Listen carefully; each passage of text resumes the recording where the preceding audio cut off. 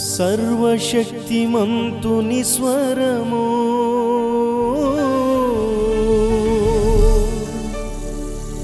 సాటిలేని శక్తి కలిగిన క్రీస్తేసు కరము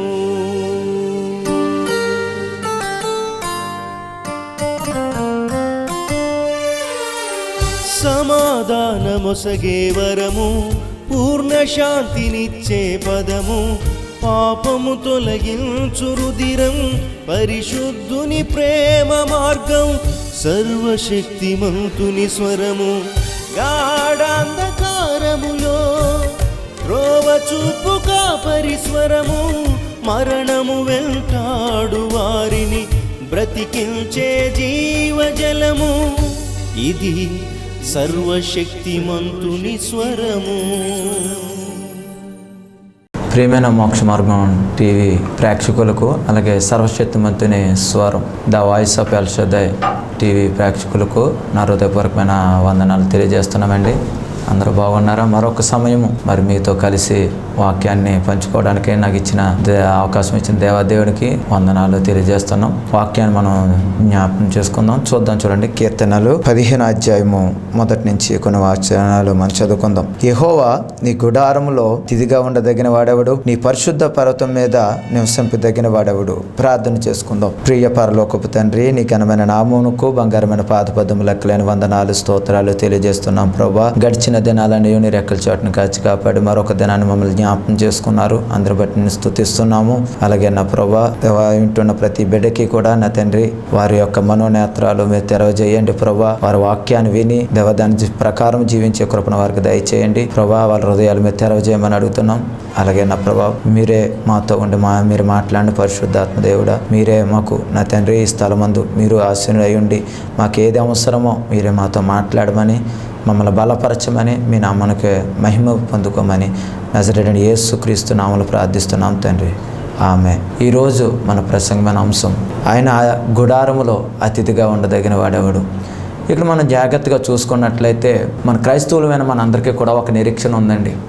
ఏమిటి ఆ నిరీక్షణ అంటే, మనం ఈ విశ్వాసమనే ప్రయాణము కొనసాగించిన తర్వాత కొంతకాలానికి మనము ఈ జీవితాన్ని ముగించిన తర్వాత ఆయనతో పరలోక రాజ్యంలో నిత్యము ఆయనతో సహవాసం చేస్తామనే ఒక నిరీక్షణ మనకుంది. అలాగే యేసుక్రీస్తు వారు కూడా ఈ లోకములో ఆయన మనతో చెప్తున్న మాట ఏంటంటే, మనం చూసినట్లయితే యోహాను సువార్త 4వ అధ్యాయం 3వ వచనాన్ని మనం చూసుకుందాం. ఇక్కడ ఏమని రాయబడి ఉందంటే, నేను వెళ్ళి మీకు స్థలము సిద్ధపరిచిన ఎడల నేనుండు స్థలములో మీరును ఉండులాగన మరలా వచ్చి నా యొద్ద ఉండుటకు మిమ్మను తీసుకుని పోదును. ఇక్కడ ప్రభువైన యేసుక్రీస్తు వారు మనతో మాట్లాడుతున్నారు. ఏమని మాట్లాడుతున్నారంటే, నేను వెళ్ళి మీకు స్థలము సిద్ధపరిచిన ఎడల నేనుండు స్థలంలో మీరు ఉండులాగన మరలా వచ్చి నా యొద్ద ఉండుటకు మిమ్మల్ని తీసుకుని పోతానని. కాబట్టి దేవుడు కూడా ఆయన ఇష్టపడుతున్నాడు. ఆయనతో మనం ఉండాలని, మనం ఆయనతో ఉండాలని, ఆయన మన కొరకు ఒక స్థలాన్ని సిద్ధపాటు చేయడానికి యేసుక్రీస్తు వారు పరలోక రాజ్యానికి వెళ్ళారు. ఆయన ఈ లోకానికి 2017 సంవత్సరాల క్రితము ఈ లోకానికి మానవ రూపంలో మన కొరకు మనల్ని ప్రేమించి మనము నరకంలోకి వెళ్ళిపోకూడదని మన పాపం నిమిత్తము ఆయన ఈ లోకానికి వచ్చి దాసుడిగా ఈ లోకానికి వచ్చి సిలువలో ప్రాణం పెట్టి రక్తము కార్చి చనిపోయి తిరిగి లేచి 3వ దినం తిరిగి లేచి ఆయన అంటున్నాడు, నేను వస్తాను, నాతో మీరు ఉండాలి, మీకు నేను ఒక స్థలం సిద్ధపాటు చేయడానికి వెళ్తానని చెప్పారు. మనం అందరికీ ఆశ, ప్రతి క్రైస్తవులకు కానీ లేకపోతే అన్యజనులకు కానీ ప్రతి ఒక్కరికి ఒక ఆశ, నేను మోక్షం వెళ్ళాలని, నేను పరలోక రాజ్యం వెళ్ళాలని, నేను దేవునితో నిత్యము ఉండాలని ప్రతి ఒక్కరికి ఆశ అయితే ఉంటుంది. మనం కూడా అనుకుంటాం. ఒక చిన్న ఉదాహరణ ద్వారా మేము వాక్యాన్ని ముందుకు తీసుకెళ్లాలని ఆశపడుతున్నాను. ఇక్కడ జాగ్రత్తగా చూస్తున్నట్లయితే మనం ఏదైనా ఒక దేశానికి వెళ్ళాలన్నా, ఏదైనా ఒక దేశంలోని మనం ప్రవేశించాలన్నా ఆ దేశం ఇచ్చే పర్మిషన్ మనకు అవసరమండి. ఎందుకంటే నాకు పాస్పోర్ట్ ఉందని నేను వెళ్ళిపోతానంటే కుదరదు. ఎందుకంటే పాస్పోర్ట్ ఉన్న ఆ దేశంలో ఏం కావాలంటే ఆ దేశం యొక్క పర్మిషన్, ఆ దేశంలో కొన్ని రూల్స్ ఉంటాయి, రెగ్యులేషన్స్ ఉంటాయి. ఆ ప్రకారంగా మనం అది పాటించినప్పుడు అప్పుడే ఆ దేశంలో ఉండడానికి యోగ్యత అర్హత మనకు ఉంటుంది. దాన్నే వీసా అంటారు. కాబట్టి ఆ వీసా ఇచ్చినప్పుడే మొదట దాంట్లో కొన్ని రూల్స్ అండ్ రెగ్యులేషన్స్ ఉంటాయి. ఈ దేశంలో ఇలా ఉండాలి, ఇలాగా బయట తిరగకూడదని, త్రాగుడు చేసి ఏ విధంగా ఉండకూడదని అనేక ఆప్షన్స్ ఉంటాయి. ఆ విధి యొక్క క్రమం ప్రకారం మనం జీవించకపోతే కనుక ఆ దేశానికి మన పర్మిషన్ రాదు. అలాగే పరలోక రాజ్యానికి వెళ్ళడానికి కూడా నేను బాప్తిసం పొందేశానండి, బాప్తిసం అనే టికెట్ ఉందండి, నేను వెళ్ళిపోతానంటే మాత్రము కుదరదు. కానీ బైబిల్ గ్రంథంలో కొన్ని వాక్యాలు ఈ విధంగా సెలవిస్తున్నాయి. ఏ విధంగా ఒక క్రమమైన జీవితం లేకుండా మారు మనసుకు పొందిన క్రమమైన మారు మనసు పొందిన క్రియలు లేకుండా మనం పరలోక రాజ్యం వెళ్ళిపోతామంటే అది జరగని పని. బైబిల్ గ్రంథంలో ఇక్కడ కీర్తనాకారుడు 15వ అధ్యాయంలో ఒక చక్కటి మాట సెలవిస్తున్నాడు. చూద్దాం, చూడండి. కీర్తన 15వ అధ్యాయం 1వ వచనంలో చూసినట్టు, యెహోవా నీ గుడారంలో అతిథిగా ఉండదగిన వాడెవడు, నీ పరిశుద్ధమైన పర్వతం మీద నివసింపదగిన వాడెవడు అని ఇక్కడ అడుగుతున్నాడు దావీదు.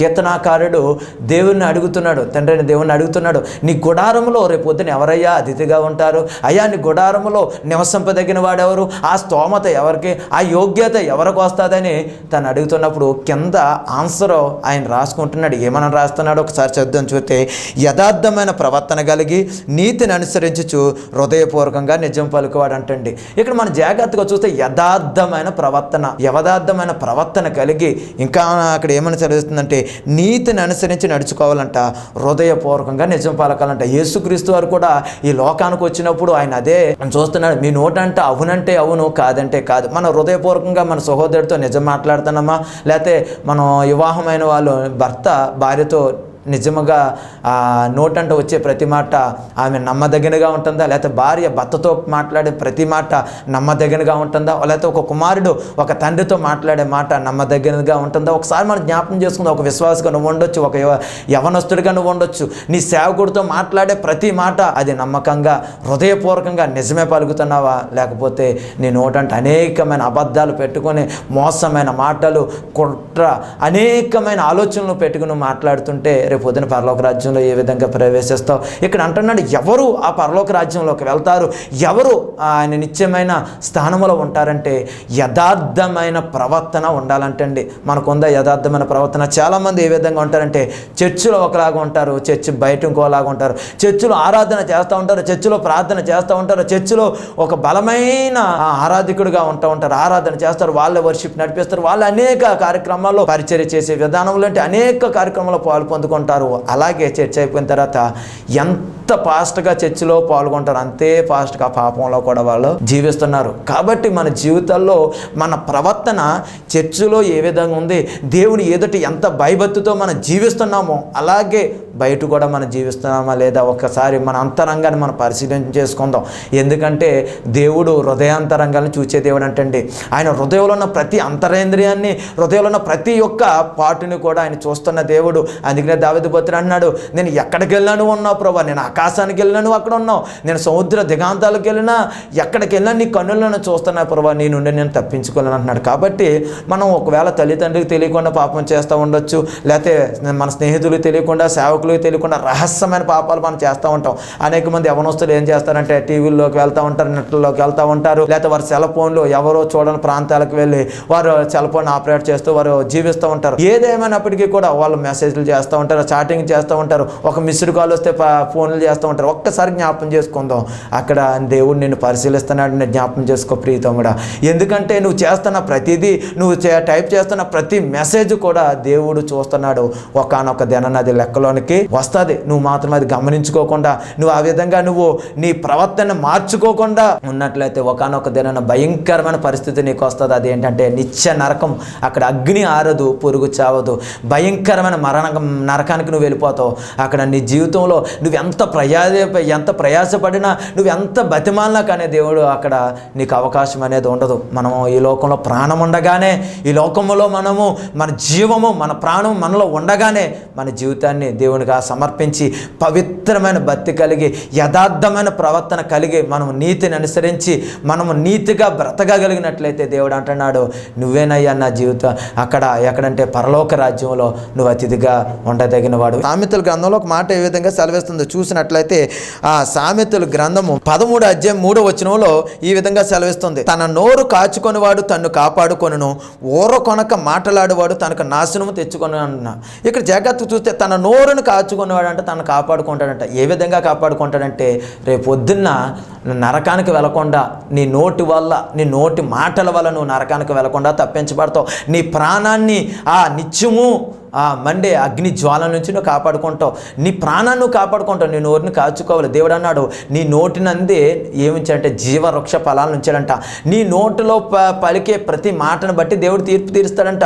నువ్వు చేసే ప్రార్థన బట్టి కాదు, లేకపోతే నువ్వు చెప్పే ప్రసంగాన్ని బట్టి కాదు, లేకపోతే నువ్వు చేసే ఆరాధన బట్టి కాదు, కానీ నీ నోటంట ఏ మాట అయితే వస్తుందో, నువ్వు రహస్యంగా ఉన్నప్పుడు, నువ్వు ఒంటరిగా ఉన్నప్పుడు, దేవుని సన్నిధి విడిచిపెట్టి బయటికి వెళ్ళిన తర్వాత నీ నోటంట ఏ మాట వస్తుందో ఆ మాటను బట్టే దేవుడు ప్రతిఫలం ఇస్తాడంటే. చాలామంది అనుకుంటారు ఒక ఆదివారం దేవుడి సన్నిధిలో ఉన్నాం కాబట్టి మాకు పరలోక రాజ్యం కన్ఫాము, బాప్తీసం తీసేసుకున్నాం కదా, ప్రతి ఆదివారం మందిరాలకు వచ్చేస్తున్నామా, కానుకలు ఇచ్చేస్తున్నాం కదా, మా జీవితాన్ని అబ్బో ఎన్ని మీటింగ్లు పెట్టినా మేమే కదా ముందు ఉంటున్నాం కదా, మాదే ఇది పరలోక రాజ్యం అనుకుంటుంటారు. జాగ్రత్త, దేవుడు చూసేదంట ఆదివారం అయిపోయిన తర్వాత సోమవారం నుంచి శనివారం వరకు నువ్వు జీవిస్తావు చూడు, ఆ జీవితాన్ని దేవుడు చూసి నీకేమిస్తాడంటే ప్రతిఫలం ఇస్తాడంట. కాబట్టి దేవుడు అంటున్నాడు ఇక్కడ, ఎవరైతే తన నోటిని కాచుకుంటారో, వ్యర్థమైన మాటలు మాట్లాడకుండా, అబద్ధాలు మాట్లాడకుండా, మోసకరమైన మాటలు మాట్లాడకుండా, తన పొరుగు వారి మీద అబద్ధ సాక్ష్యాలు పలకకుండా, లేని వాటిని పుట్టించకుండా నోరును కాచుకుంటారో వాళ్ళు రక్షించబడతారంట. ఇంకా ఏమంటున్నాడు చూడండి, అక్కడ అంటున్నాడు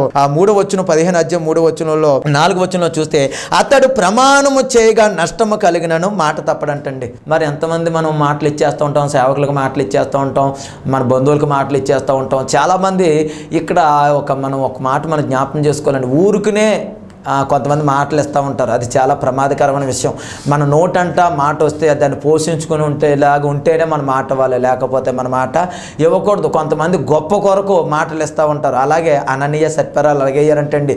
వాళ్ళు ఏం చేశారంటే పేతురు దగ్గరికి వచ్చి ఆదిమ సంఘములో ఏం చేశారంటే, వాళ్ళు దేవుని మందిరం అందరూ కూడా తన స్థిరాస్తులను అమ్మేసి దేవుని మందిరంలో కొంత తీసుకొచ్చి పెడతా ఉండేవారు. వీళ్ళకి కూడా మంచి ఆలోచన ఉంది, నా ఆస్తిని అంతా అమ్మేసి దేవుని మందిరాన్ని తీసుకొస్తాను అన్న వాళ్ళు తీసుకురాకుండా ఏం చేశారంటే కొంత దాచుకుని కొంత తెచ్చుకున్నారంట. పోనీ తెచ్చుకున్న వాళ్ళు పేతురుతో ఏమని చెప్పాలి, సేవకుడితో ఏమని చెప్పాలి, అయ్యా నేను రేపు భవిష్యత్తు కొరకు కొంత దాచుకున్నానయ్యా, తర్వాత నేను ఇదే నాకు ఉన్నదాన్ని నేను తెచ్చానయ్యా ఇచ్చానయ్యా అని చెప్పకుండా వాళ్ళు ఏం చేశారంటే, అయ్యా నేను ఎంత పేతురు అడుగుతాడు ఇంతకే అమ్మితవాన్ని స్థలానంటే నేను ఇంతకే అమ్మితను అంటారు. అప్పుడు దేవుడు అంటాడు, నువ్వు పరిశుద్ధాత్మ నువ్వెందుకు మోసము చేసావు, నీ హృదయాన్ని దేవుడు గద్దిస్తున్నప్పుడు నువ్వెందుకు హృదయ గద్దెపు నువ్వు తృణీకరించావని చెప్పి ఎమ్మటనే పేతురాత్మను గద్దించగానే అక్కడికక్కడే అననీయ చనిపోవడం జరిగింది. తర్వాత భార్య కూడా వచ్చి తన భర్తకు సపోర్ట్ చేసింది. భార్య కూడా ఏమైపోయిందంటే ఆ అబద్ధం ఆవిడ ప్రాణం విడిచిపెట్టేయడం జరుగుతుంది. మరి మనం ఏ విధంగా జీవిస్తున్నాం, మరి ఎలాగ జీవించి ఏదో రేపు పొద్దున ఏదో గొప్ప వస్తుందని, లేకపోతే నేను ఎవరో 10 మంది చూస్తారని సంఘంలో అలా మాట్లాడేసి, లేకపోతే బయట నేను అది చేసేస్తానండి ఇది చేసేస్తానని ఎంతోమంది మాట్లాడుతూ ఉంటారు. మాకు కూడా పరిచయాలు అనేక మంది మాట్లాడుతుంటారు, కానీ మేము లెక్క చేయం. ఎందుకంటే మనం ఒకసారి జ్ఞాపకం చేసుకోవాలి, యథార్థవంతుడంట అతడు నష్టం మాట ఇస్తే కనుక అంటున్నాడు చూడండి, అతడు ప్రమాణము చేయగా నష్టము కలిగినను మాట తప్పుడు. మనం ఏదైనా ఒక మాట ఇచ్చామంటే ఆ మాట మనం పోషించుకోవాలి. ఒక మాట నేను తెలియజేస్తున్నాను, నువ్వు రక్షణ పొందినప్పుడు యేసుక్రీస్తు వరకు ఒక మాట ఇచ్చావు, అయ్యా నేను మరలా నేను వెనక తిరిగి చూడనని, మరి ఆ మాట నమ్మకంగా నువ్వు పోషించుకుంటున్నావా? అయ్యా నేను పాత జీవితం వైపు వెళ్ళనయ్యా, మందిరానికి ఒక్క ఆదివారం కూడా మాననయ్యా అని మాట ఇచ్చేసావు, మరి మాట నువ్వు పోషించుకుంటున్నావా? ఒకసారి జ్ఞాపకం చేసుకుందాం. దేవుని మందిరానికి, దేవుని సంఘాన్ని నేను ప్రేమిస్తానయ్యా, నేను సంఘాన్ని విడిచిపెట్టనయ్యా, సంఘాన్ని నేను ప్రేమించే సంఘ కార్యక్రమాలు పాలు పొందుకుంటాను అంటాం. మరి రేపు కొద్దిగా భక్తి నీ తగ్గుతుంది, రోజులు పెరుగుతున్నప్పటికీ మరి నీ ఇచ్చిన మాట ఏమైపోతుంది. కాబట్టి మనం జ్ఞాపకం చేసుకోవాలి. మనం ఒక్కొక్కసారి మాట ఇచ్చేస్తాం, ప్రియమైన సేవకుడితో అంటూ ఉంటాం, అయ్యో నీ వెనకాలే నేను ఉంటాను, నీ వెనకాలే నేను సపోర్ట్ చేస్తూ ఉంటాను, లేకపోతే నీ వెనకాలే నువ్వు ఎక్కడికి వెళ్ళినా అక్కడికి వస్తూ ఉంటాం. మరలా ఏం చేస్తారంటే మాట తప్పుతూ ఉంటాం. మనం అలా ఉండకూడదంటండి. దేవుడు అంటున్నాడు, రేపు పొద్దున పరలోక రాజ్యంలో మనం కనపడాలంటే దేవుడు సెలవిస్తున్నాడు, ఇక్కడ యథార్థమైన ప్రవర్తన కలిగి నీతిని అనుసరించు అంటే హృదయపూర్వకంగా నిజము పలుకువాడే అక్కడ ఉంటాడంటే. అందుకనే అతడంట నష్టము కలిగినా కానీ మాట తప్పడంట. మనం ఇంకో కొంత ముందుకెళ్తే 5వ వచనాన్ని మనం చూసుకుందాం. అతడు తన ద్రవ్యము వడ్డీకి ఇయ్యడు, నిరపరాధిని చెరుపుటకే లంచం పుచ్చుకున్నాడు. ఇక్కడ మనం జాగ్రత్తగా చూస్తే చాలామంది సంఘంలో ఉన్న వాళ్ళే, చాలామంది లేకపోతే అనేక మంది, మనం ఈ మాటలో మనం మాట్లాడుకోకూడదు కానీ కొంతమంది సేవకులు కూడా మన దగ్గర కొంతమంది అంటూ ఉంటారు, వాళ్ళ డబ్బుల్ని సంఘంలో వచ్చే డబ్బులు కూడా వడ్డీ వడ్డీకి ఇస్తూ ఉంటారు. కానీ మనం జాగ్రత్తగా చూస్తే దేవుడు అంటున్నాడో, ఎవరైతే ఇక్కడ అంటున్నాడు, ఎవరైతే పరలోక రాజ్యంలో స్థానం కావాలనుకుంటారంట తన ద్రవ్యాన్ని అంట వడ్డీకి ఇవ్వకూడదు అంటే. ఈరోజు వడ్డీ వ్యాపారస్తులు కానీ సంఘంలో ఉంటున్నారు, అనేక మంది ఇలాంటి బిజినెస్లు చేస్తూ ఉంటున్నారు. కానీ దేవుడు అంటున్నాడు నీ ద్రవ్యాన్ని అక్కడ అంటున్నాడు వడ్డీకి ఇయ్యడంట. మనం ఈ విధంగా మనం చూసుకోవాలి. ఇంకా ఏమంటున్నాడంటే నిరపరాధిని చెరపడానికి లంచం పుచ్చుకోండంట. ఈరోజు క్రైస్తవులలో ఎక్కువ మోసం జరుగుతుంది, ఎక్కువ మోసం. ఎందుకంటే క్రైస్తవులైన వారు దేవుడు దీవించిన తర్వాత ఉన్నతమైన అధికారుల తర్వాత అధికారంలో ఉండి ఎవరన్నా వాళ్ళకి సహాయం కోరొస్తే వాళ్ళని ఏమడుగుతున్నారంటే లంచం అడుగుతున్నారు. మరి వీరందరూ కూడా ఎక్కడికి వెళ్ళిపోతారంటే నిత్య నరకాగ్నికి వెళ్ళిపోతారని వాక్యం సెలవిస్తుంది.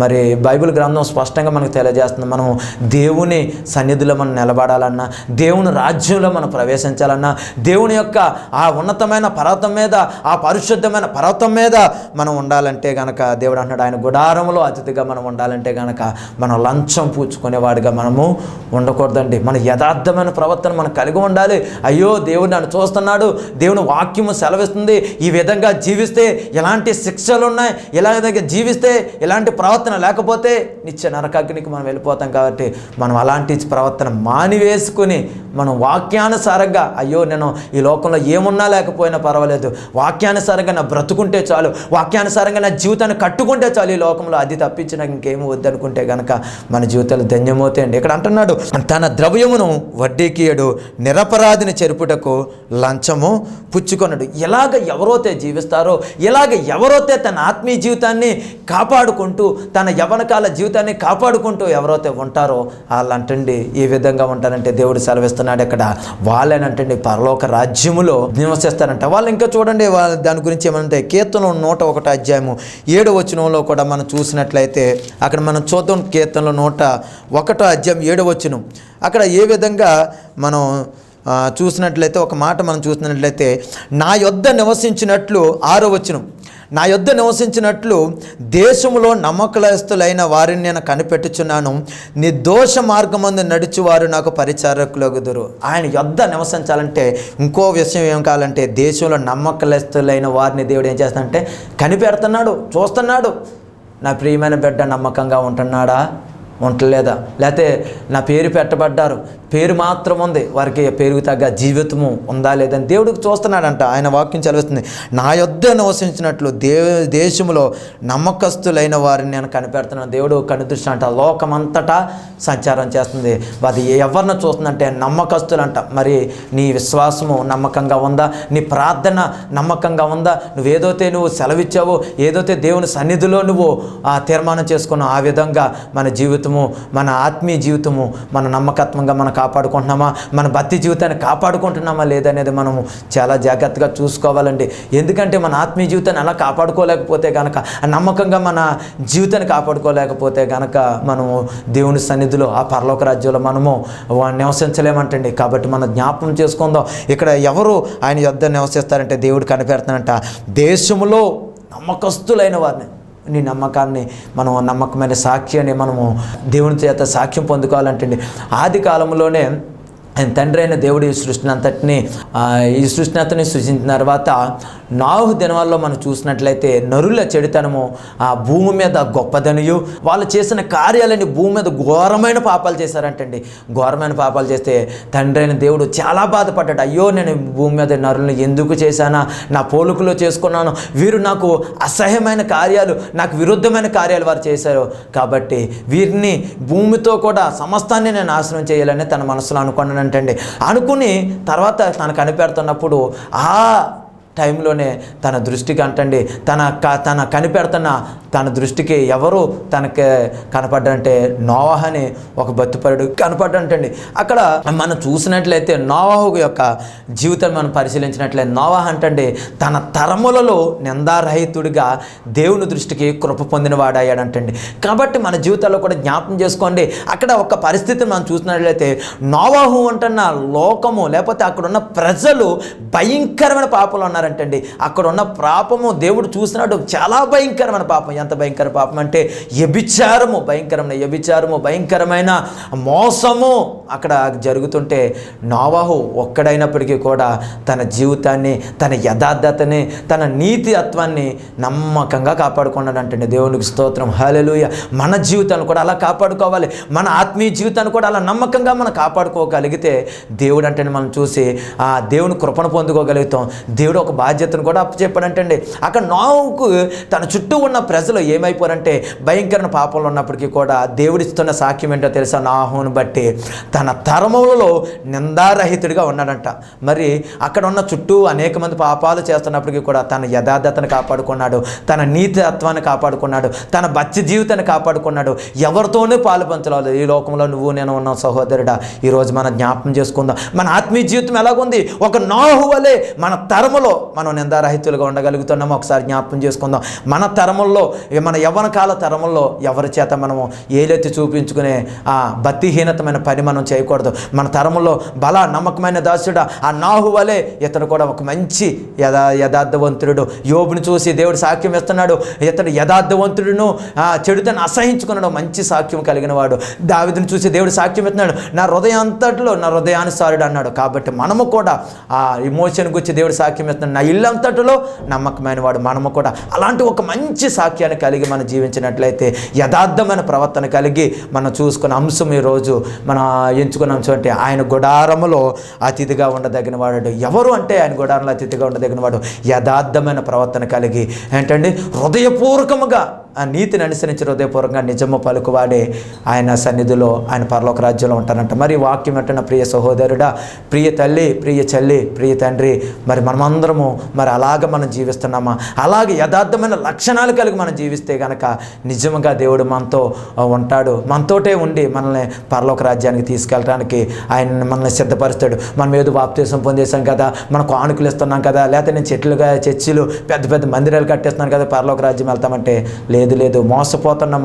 మన హృదయాన్ని మనమే మోసం చేసుకుంటున్నాం. అలా ఉండకుండా ఒక్కసారి మన క్రియలు తగిన జీవితాన్ని మనం జీవించినట్లయితే, ఆ యథార్థవంతుల లక్షణాలు మనం కలిగి ఉన్నట్లయితే దేవుడు తన అతిథ్యమైన తన యొక్క గుడారంలో, తన నివసింపే స్థలంలో మనలాంటి అతిథులుగా చేస్తాడంట. కాబట్టి మనం అందరం కళ్ళు మూసుకుందాం. అయ్యా నాతో మాట్లాడారు ప్రభా, ఈ వాక్యం ద్వారా నన్ను సంధించారు ప్రభా, అయ్యా నేను కూడా అటువంటి లక్షణాలు కలిగి నేను జీవించాలయ్యా, అటువంటి ఆత్మీయ జీవితాన్ని కలిగి నేను జీవించాలి ప్రభా అని దేవుని సన్నిధిలో గోజాడదాం, ప్రార్థన చేసుకుందాం. కళ్ళు మూసుకోండి. ప్రియ పరలోకమందున మా తండ్రి, ఈ సాయంకాలపు సమయంలో మా అందరితో మీరు సూటుగా మీరు మాట్లాడారు ప్రభా. ఎవరయ్యా నీ అతిథమైన నీ గుడారంలో అతిథిగా ఉండదగిన వారు ఎవరంటే యథార్థమైన ప్రవర్తన కలిగి నీతిని అనుసరించి హృదయపూర్వక నిజం పలుకు వాళ్ళే ప్రభా. అట్టువారే కదా నా సన్నిధిలో వాళ్ళు అతిథిగా ఉంటారన్న ప్రభా. మేము కూడా పరలోక రాజ్యానికి వెళ్ళాలని మా ఆశ, మా గమ్యం అదే కదా ప్రభా. నీతో మేము నిరంతరం జీవించాలని ప్రభా. ఈరోజు వాక్యం ద్వారా మీరు మాతో మాట్లాడారు ప్రభా. అయ్యా మేము కూడా అలాగే యథార్థంగా మేము బ్రతకాలయ్యా దేవా. ఈ చర్చిలో ఒకలాగా బయట ఒకలాగా కాదు, కానీ ఎక్కడున్నా నా దేవుడు నన్ను చూస్తున్నాడు, నన్ను గమనిస్తున్నాడు, నా దేవుడు ప్రతిదాన్ని లెక్కలోకి తీసుకొస్తాడనే భయము కలిగి వినయ విధేయత కలిగి మేము జీవించాలయ్యా దేవా. అట్టి కృపను మాకు దయచేయండి. ఈరోజు వాక్యంతో మీరే మాతో స్పష్టంగా మాట్లాడినందుకు వందనాలు. ఆ వాక్యానుసారంగా మేము మార్చుకుంటున్నాం ప్రభా. మేము నీకు నా మనసును అంగీకరిస్తున్నాం ప్రభా అని ఎవరైతే ఎంతమంది అంగీకరిస్తున్నారు, ఇంకా రక్షణ పొందకపోతే, ఇంకా యేసుక్రీస్తువాన్ని సొంత రక్షకుడికి అంగీకరించకుండా ఉంటే ఈరోజే నాతో పాటు ఏకీభవించి మీరు ప్రార్థనలో ఏకీభవించండి. ఎంతమంది అయితే దేవుడు నీతో మాట్లాడు, నిజముగా నా యేసుక్రీస్తు వారికి నా మనసుని ఇస్తానన్న వాళ్ళు నాతో కలిసి ప్రార్థన చేయండి. ప్రియ పరలోకపు తండ్రి యేసయ్య, నువ్వు నిజమైన దేవుడు అని ఈ లోకానికి నా కొరకు వచ్చి సిలువలో ప్రాణం పెట్టి తిరిగి లేచి మరలా నువ్వు రాబోతున్నావని నేను నమ్ముచున్నానయ్యా. నువ్వు దేవుని కుమారుడని నమ్ముచున్నాను ప్రభా. నిన్ను నా సొంత రక్షకుడిగా నా హృదయంలోకి అంగీకరిస్తున్నాను ప్రభా. నువ్వు మరలా వచ్చిన నన్ను కృపతో జ్ఞాపకం చేసుకోను ప్రభా. నేను చేసిన ప్రతి పాపము నీకు వ్యతిరేకంగానే పాపం చేశాను ప్రభా.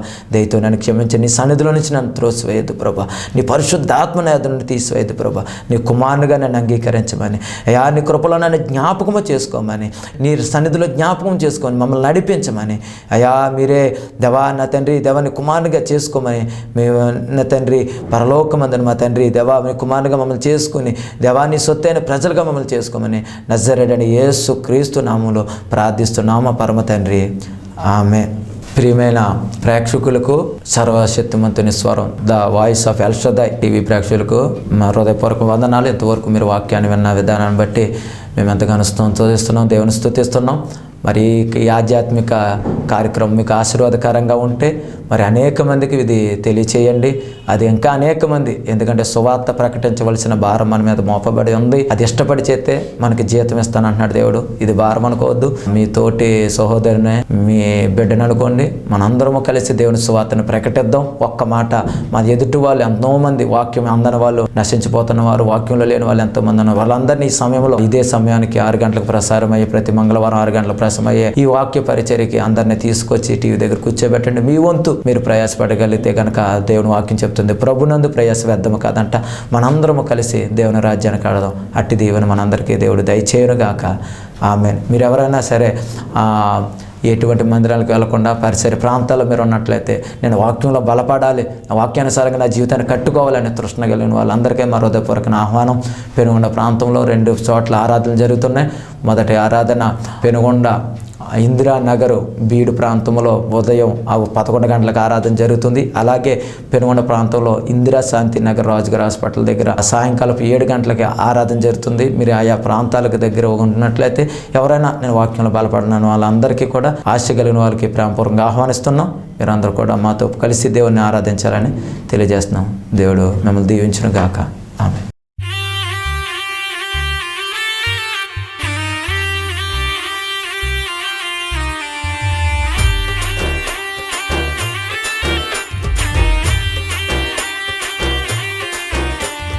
గొప్పవాడు నా యేసయ్యా, ఆశ్చర్య కార్యములు గిరిలో కాచిన రక్తం నా పాప బ్రతుకును మార్చేనయ్యా. సిలువ పైన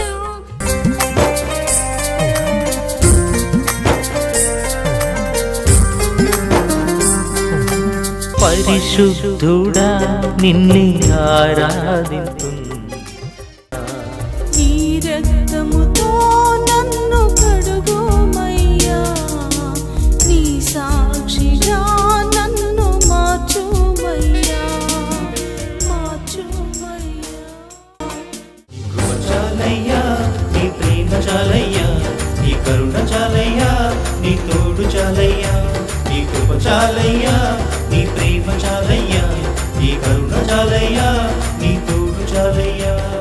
ఆశ్చర్య కరుణలేనయ్యా, నీ తోడు లేనిదే నడువలేనయ్యా, ఒక అడుగు కూడా వెయ్యలేనయ్యా.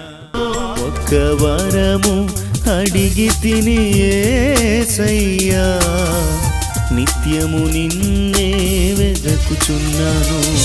యెహోవా ప్రసన్నత చూచుటకు, ఆయన ఆలయములో ధ్యానించుటకు, కృపనిమ్మయా, కృపనిమ్మయా, నీ కృపతో నన్ను నింపుమయా.